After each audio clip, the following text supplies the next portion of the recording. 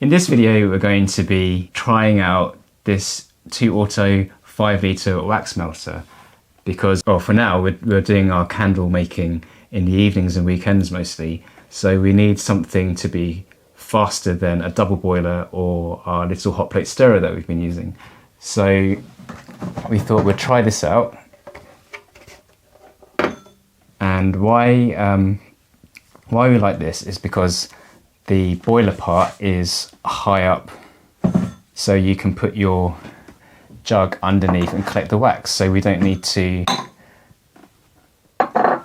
tip or raise the boiler itself. So it's all stainless steel inside and insulated on the outside. Also the lid to keep it nice and warm and not waste energy. And it comes with the biggest wick stickers we've seen, whole load of wicks, I don't know what kind of wicks, and some wick centrers for the top, and some instructions, and a really big stirring spoon. So you can see inside, the drain is right in the middle at the bottom, so most of the wax should come out, which is great. And it's got a temperature control on this side, so we've set that to 65 because we're using RCX wax today, and then various status lights to show whether it's heating, not heating, or just on standby keeping the wax warm. Oh, and apparently the drain part towards the tap is all heated, so it should keep everything flowing nicely. So there is a minimum mark in there, so we're going to have to melt enough wax to get to that level so that it doesn't overheat. So there will be a minimum amount of wax we can put in. So I don't know whether should we put a kilo? Yeah. So this isn't going to be enough. So this is 280. So we need to get our block of wax. So we have our slab of RCX. And just get a knife.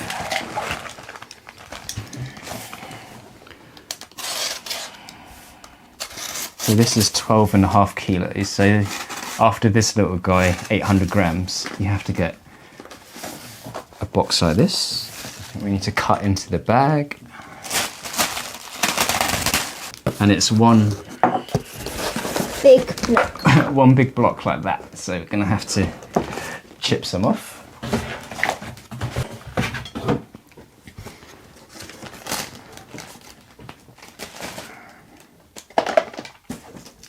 Imogen's hidden by the box. Do you want to chip any off? Yeah.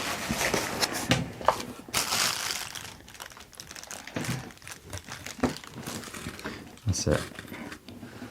So I just want to know roughly what a kilo looks like inside the melter to see if it covers the line. So that is 500 grams. So we're going to need. Well, that might be all right actually, because today we're only going to do 2 glass vessels. So we thought we'd start off with our 4-ounce tins and these glass vessels, which are, excuse me, Jen,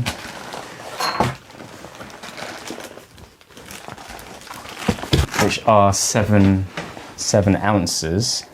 So actually, I think that we might be okay with that. Let's just see if it goes under. We'll keep an eye on it and we'll add in a bit more wax. So we will switch it on. Oh, it's already on. So it's just got a little dish here to catch any drips. Make sure the tap's off, and we'll time how long it takes to warm up or melt the wax. Okay, so that's melting down, and it's quite good actually because the heating has gone off and now it's just staying warm. So it knows not to just keep heating and heating and heating and heating. It's clever enough to cut the heat, and the residual heat will keep melting the wax. So while that's going on, we can get our glasses ready. So I'm just going to put a bit of IPA and clean out these glass pots.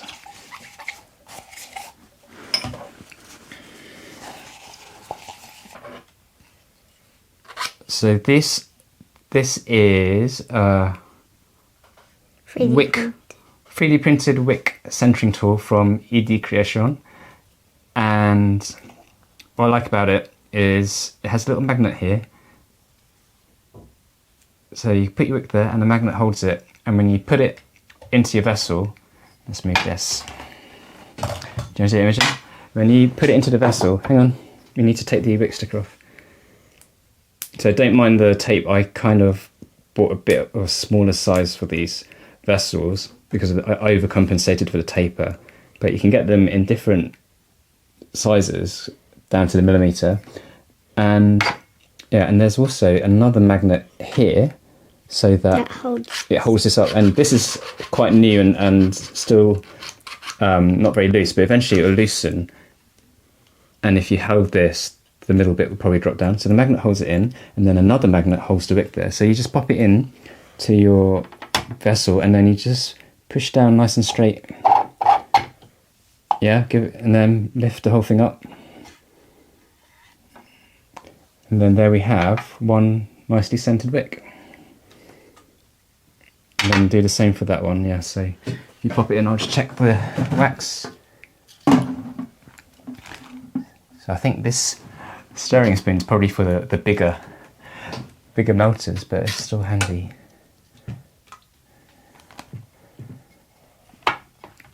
And then in a bit, once it's melted, we'll just double check the temperature. Okay, so that's a lot easier, isn't it, than trying to, before we would just eyeball it, and sometimes we'll get it in the middle, but a lot of the times it's not so good. So far, on the 4-ounce tins, the ones we've tested successfully is pain au chocolat and black cherry. So we're gonna try those again this time into this vessel, so that we can give a choice of 2 different ones, something a bit, well, different looks, aren't they? This is glass and this is obviously a tin. So we can weigh out our fragrance oils. So we need 12.6 grams of fragrance oil. We're gonna go for 9%, because we did 10% cherry and it was super strong. And accidentally the pain au chocolat came out at 9% because I added too much wax. And that seemed still really strong, but also a bit more natural. So we're gonna try 9 grams of black cherry. Oh, that's heating again. Okay, you wanna do it?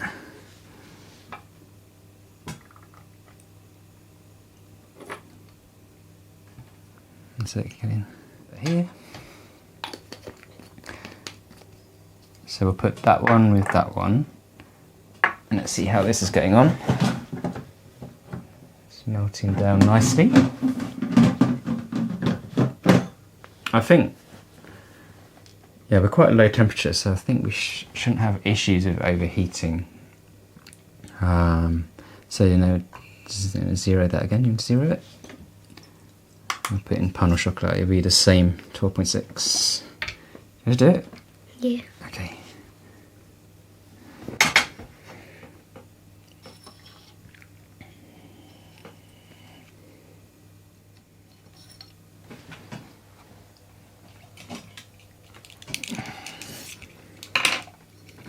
So I'm going to use this kind of, I think it's a meat thermometer, cooking thermometer. It's quite fast to respond, quite fast to react to the temperature change, and quite accurate. So we will see how this is getting on.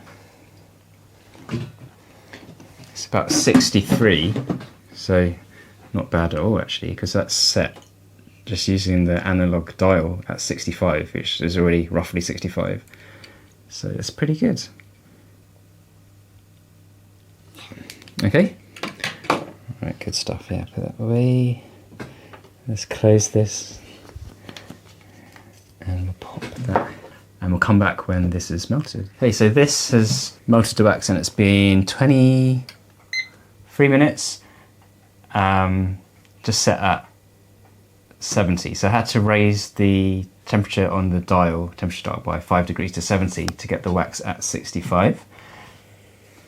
Might be better if we put more wax in. So I'm just going to switch it off now because we're going to take the wax out. So what did we need? We needed 127.4. So I don't know how easy it is to get straight into here. But let's have a go.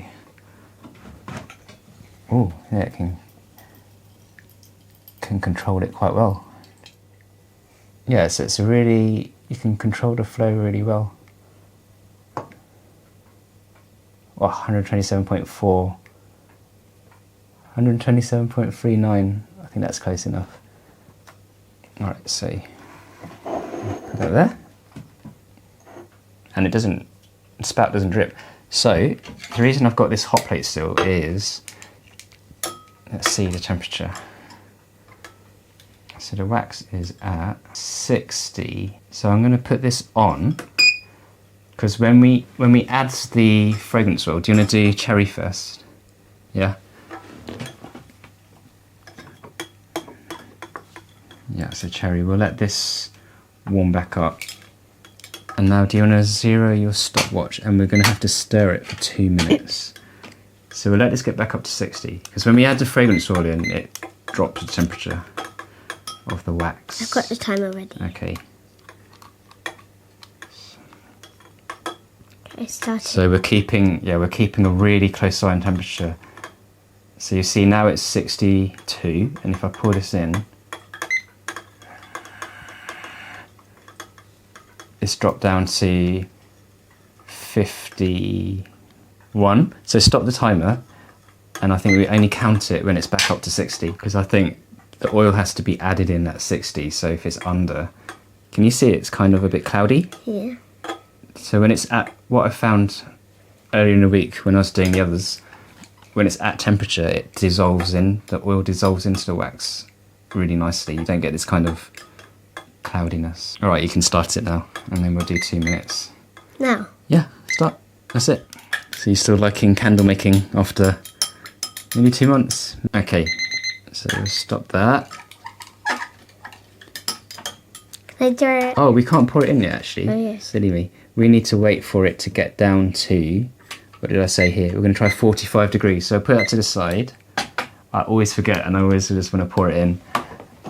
And then we can do the next one. So how much wax do we need? 127.4. Let's see how well this is kept warm. Yeah, it's still liquid. Good. And the outside is nice and cool.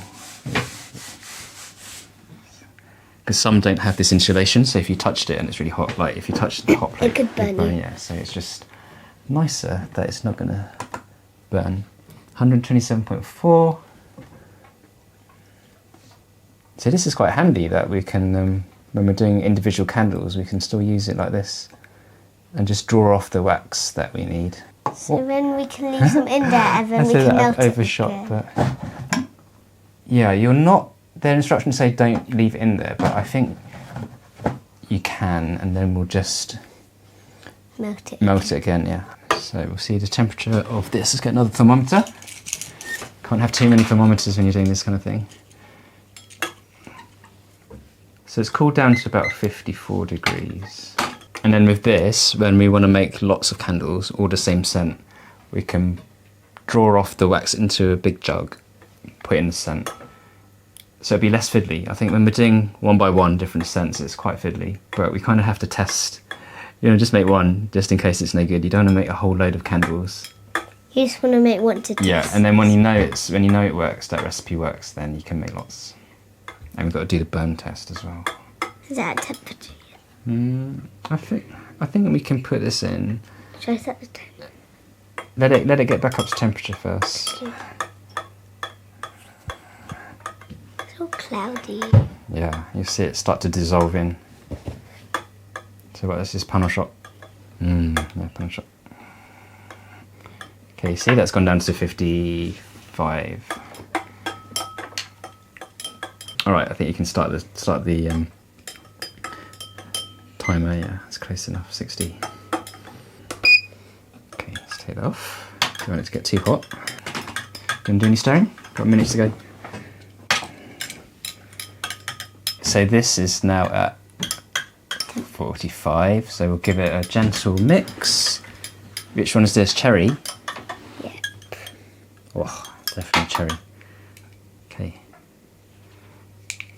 And this was the cherry one, so we'll just pour it in gently. And hopefully it will come up to about here. If my calculation's right, let's see. Because we can't have them too full because of the lid. It comes down quite far, so you need to leave a bit of headspace. And then once this guy is ready, we'll pour him. So what are your thoughts using this for the first time? good. Good? I think it will I think it will work well. Yeah, it will speed up our production because the wax takes up so much space when we're kind of melting it in a beaker or the double boiler. Whereas this, because it's so, well for us, because it's so big, we can just chuck the wax in and it melts and you can get on with other stuff instead of feeding in more wax. And I like that the tap has a really fine control, so we could just even weigh out the amount we needed really precisely straight out of that, because I thought we'd have to decant this into a jug And then put it in. yeah. But there'll be some extra wax on the... Yeah, so that every time you do that, you lose a bit of wax, and also you lose heat, it cools down, so that's going to be really good. Because it goes into the cold. Yeah, overall, recommend. Okay, so we'll get our rack ready. And I'll start to cool them on this wire rack, which will hopefully, I think the idea is to give it a nice even... Can I put that one on there? Yeah, you can put that on there.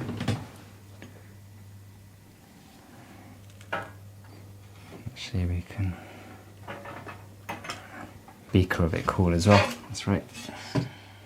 So we'll let these cure, let them cure. What, for 2 weeks? Let them cure and then we'll test them. Give a like to this video if you liked it and make sure to subscribe. Thanks for watching and we'll see you in the next one.